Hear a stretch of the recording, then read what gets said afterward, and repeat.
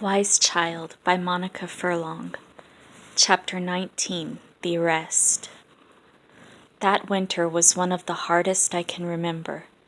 It began with a pervading wetness, continual rain, damp and mist that went on for weeks, and the wheat and rye and oats, which had stood so fine and tawny under the golden sun of August, began to mildew in the barns.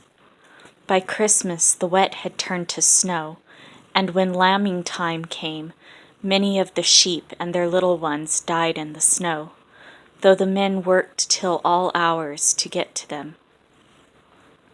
What this meant was that our people, never well fed, would come close to starvation before spring. In their desperation they would bleed the cattle and mix the blood with their children's food to give them strength. But then the weakened cattle might die, or not have the strength to breed healthy stock. As the cruel winter wore on, the children grew scrawnier, the mothers more tired-looking, the fathers surlier. To make matters worse, there was rumor of smallpox on the mainland. There had been no smallpox on the island for many years. The unscarred faces of all but the old people showed that it was 50 years since the scourge last came, but everyone was afraid of its return. It was in the middle of that winter that Coleman came one afternoon, when he should have been at school. He seemed uneasy, restless, both in his body and in his mind. We settled in front of the glowing peat fire with a honey drink of Juniper's invention, and some oat cakes plastered with butter. Juniper was away looking for some root or leaf, but I knew that there was nothing she liked better than to fill Coleman's hungry stomach. Some grunt or grimace of Coleman's, as we settled on our cushions, put an idea into my head. "Did your dad beat you?" I asked sympathetically. Coleman hated it to be mentioned, but I wanted to know. The drink's lovely. I've got something to say." His honest eyes traveled to my face. "Don't come to our house, and don't come to Mass on Sunday." He saw the deep hurt on my face and put out a hand to reassure me. "It's not Morag and me and the others, just Gregor. He's afraid of Phil and Priest." "But not to come to Mass, though, and not to see the little one any more." My eyes filled with tears. "Why?" "It's just for now. It'll blow over. It's just that Philin says Juniper has bewitched the grain, and that she will make the smallpox come." "That's silly. Why should she do that? And you're my kin. You should stick up for me." "I shan't be going. But Morag would come, and Morag would come if she dared." "But will he let you come? I mean, won't he—" My voice trailed away as I understood why Coleman's dad had beaten him. "You are good," I whispered, in my turn putting out a hand to touch Coleman's arm. "But be careful. Don't let him hurt you. I will understand if you can't come." Only much later did I think that this was the first grown-up conversation that Coleman and I had ever had. "That wouldn't be right," said Coleman crossly. It was like him to be cross when what he wanted to say was that he needed to come. After that we finished our drinks in silence. His pale face flushed and fuller-looking. He said at last, "Perhaps you should make plans, you and Juniper." "Plans?" "To get away if you have to. But this is our home, and there's Daisy and Cormac and the cats and the herbs. We can't go away." "It might be better than some other things." "You said yourself it would blow over. You don't think the people round here would hurt Juniper, do you? She's so good to them." "People are like a pack of dogs sometimes," Coleman said. All right one by one, but together they do awful things they don't mean to do. Nameless terrors clutched at me. It felt like a hand squeezing my entrails. When there is a bad winter and people are hungry and frightened, they want to blame somebody for it. With Phil's encouragement, they are beginning to blame Juniper. Perhaps God is angry with them, I said righteously. Coleman looked at me in disappointment. Why should God be angry with them? They work in the fields all hours of the day and sometimes of the night as well. They do the best they can. They are good people. But they get weak and afraid, and Phil stirs them up. Why? He's sick, that one.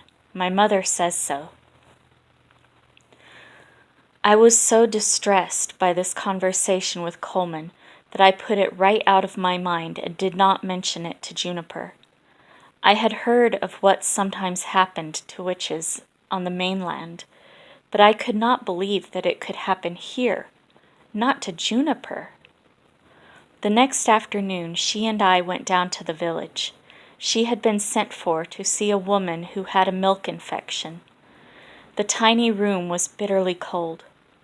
Jean lay on a mattress onto which crumbs of plaster fell, and she had her tiny baby in the bed beside her, presumably to keep it warm.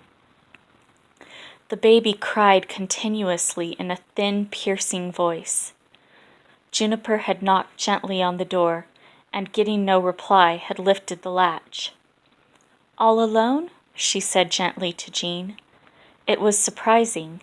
Usually sick people in our village had 2 or 3 friends sitting by them in their distress, and Juniper was used to working in front of an interested and curious audience. An uneasy, secretive look passed over Jean's pleasant face. Juniper lifted the tiny baby, wrapped her in her own shawl, and gave her to me to hold. "We'll try her with a little goat's milk presently," she said.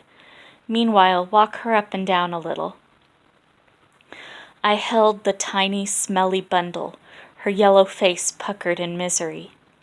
Juniper turned her attention to Jean, giving her a draught for the infection, with instructions to take more, baring her sore breasts and holding them thoughtfully in her brown hands, muttering words as if she was addressing them. I found that nowadays I studied Juniper's methods carefully, imagining what I would do or say in the same situation, learning not so much from the herbs she used as from her whole bearing. If we can get this bit right, the little one will feed again and grow strong, Juniper said, and Jean nodded wearily. Slowly the sadness and fear disappeared from her tired face. It was always the same with Juniper's patients, as if her life and energy flowed into them, and the intolerable became tolerable. Her eyes closed in sleep, and she dozed for perhaps half an hour. I always found these slow, quiet times with Juniper's patients very dull and boring, though Juniper had a way of sitting quite still as if giving them her entire attention, even when they were sound asleep. I fed the baby a little of some goat's milk that Juniper had bought from a villager. I watered it, and with a spoon slipped a little into the baby's mouth. At first she wriggled angrily and spat it out, arching her little back with surprising strength. But after a little she took some, and seemed able to keep it down. "Sing to her," said Juniper when the baby had taken a little, and I sat on the floor in front of the feeble fire and sang her a lullaby, as I had often done for my youngest cousin. The baby, as if surprised, opened her wide blue eyes and stared in an unfocused way into my eyes before she fell asleep. Jean awoke, looking as if the fever had left her, and she lay staring quietly before her. Juniper had taken the baby, still wrapped in her shawl, from me and placed her in a basket. She carried her over and laid her beside her mother. Jean's eyes turned to Juniper's face, and the look of fear returned. "Be careful," she said urgently. "There's those in this village who would harm you. You know who I mean. Be careful." Juniper took her hand. "Thank you," she said. "I know what you mean, and I will take care. And don't be afraid yourself. You need not tell anyone we have been here, you know." Perhaps it was because I had lived in the village, and Juniper had not, that I knew it was too late for such caution. Everyone would know that we had seen Jean. As we made our way home along the wet, rutted street, the puddles splashing our clothes, nobody was around to greet us. Under the eaves of 2 or 3 of the cottages, I noticed bunches of fennel and rowan hanging. "What are they for?" I asked Juniper. "A specific against witches," she said shortly. I wondered if she felt frightened at what Jean had said, but she seemed exactly the same as usual, calm, cheerful, somehow ordered inside herself. I pushed the dark fear away from me. "I am sorry about your shawl," I said. "It was such a lovely color." There was an east wind blowing, and I saw Juniper shiver involuntarily. She did not reply. After our meal that night, we sat silently by the fireside. "Coleman says that we might be in danger," I said at last, "that I should not go to Mass nor visit my cousins." "There is danger," she said, "or rather, there will be, if the smallpox comes from the mainland. If not, then I think we will get through this winter and Philin can do nothing against me." "Why does he hate you so much?" "I think he misunderstands. He thinks that I am working against the new religion, but it is not so. I love and revere Jesus as he does. How could one not? But in the new religion, they think that nature, especially in the human body, must be fought and conquered. They seem to fear and distrust matter itself, although in the Mass it is bread and wine that is used to show how spirit and matter are one. They think that those like the Dorans, who love and cherish nature, must be fought and conquered too. Jesus did not tell them this. It is all their own invention because they fear nature, their own and that of others. If the smallpox comes, what will they do to us? I hope you will get away, to Firkeld perhaps, before anything happens. For myself, I shall have to wait and see." "They are cruel to witches sometimes," I said, not liking to put the idea into words. "Indeed," said Juniper. Remember that if you should hear that I have renounced anything, or betrayed anyone." "You!" I gasped in astonishment. "You could not do that." "Fear, pain, loneliness might make anyone say anything," said Juniper. "I hope that I should be brave and strong, but there is no knowing." "Is this why you want me out of the way?" I said in a sudden flash of grown-up wisdom. "So that at least you need not worry about what they might do to me?" "That is one reason," she said. I struggled with this information. I loved Juniper and wanted to stay with her and be brave as she was, but I was also very frightened at what might happen. "I just hope the smallpox won't come," I said doggedly. "Whatever happens, wise child, we trust one another to do the best we can, and we love one another. This is a weapon that they cannot take from us. In the end, it makes us stronger than they are." I suddenly realized that Juniper was entirely unafraid. She calculated what they might do to her if the smallpox came, and she measured her own strength as best she could in the hope that she would not betray her friends if they tortured her. But in the core of her she was untouched by the sense of threat, as cheerful and confident as she had always been. "I do like knowing you," I said, stammering. Really, I was trying to say something much more difficult, that through her, as though through a window, I could see the love that was woven through every fiber of the world. In the days and weeks that followed, the little bunches of herbs that hung in the eaves of people's houses grew more numerous, and the requests for Juniper to visit sick people grew fewer and fewer until they finally stopped altogether. When we met people on the road, men and women whom Juniper had helped and healed, they turned away without speaking to us. Juniper seemed not to mind, but it made me feel very lonely. I no longer visited my cousins, nor became an ordinary villager again for the length of the Mass. Worse than this, however, was the dread that hung over us, the dread that Furlong would work out his old grudge against Juniper in a terrible way.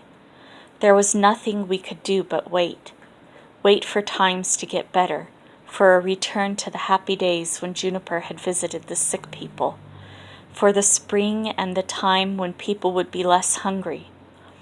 I found it hard to concentrate on anything, to get on with lessons or with preparing herbs for people who no longer wanted Juniper to visit them. In spite of our waiting, when the blow fell, it came as a surprise. I had gone out one day across the bog in search of a plant Juniper needed, when long before I reached home, I saw Cormac in the distance. I think I knew at that very moment that disaster had struck, but I went on quietly until I stood before him. Cormac's face, though scarred, was now very nearly healed. "They have arrested Juniper," he said simply.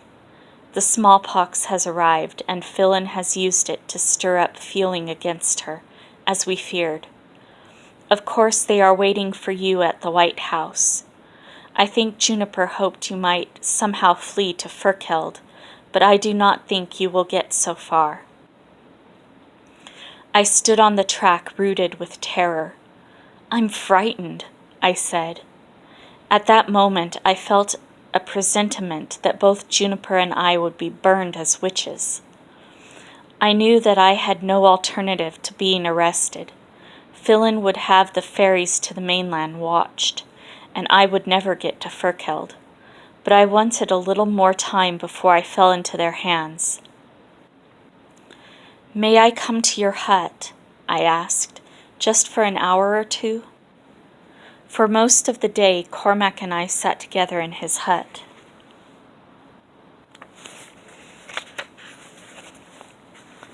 "You know that I would do anything for Juniper," he said, "and for you, too." I took Cormac's hand in gratitude and found comfort in his brown eyes. "In a way, it's a relief it's come," I said. "It was awful waiting, feeling all the people had turned against Juniper." "They were frightened," he said, "frightened of Furlong, frightened of the Inquisition. Otherwise they would support Juniper, who has cared for them as she cared for me." "They will let themselves be led like a pack of dogs," I said, quoting Coleman. It was comforting to sit there for a little in the room where I had often sat with Juniper, and to feel that Cormac loved her as much as I did. I sat with my head on my hand, trying to take in the fact that Juniper had been arrested, and must even now be being interrogated by the Inquisitor, or shut in the tiny prison that usually held drunks. In my mind I sent a message of love to her. As it grew later, however, I knew that I could not postpone my return any longer. Cormac and I threw our arms around each other in a long, comforting hug, and then, slowly, and shrinking inwardly, I made my way to the white house. I approached it through the yard, circled it, and looking through a window into the big room, caught a glimpse of Phelan's sandy head.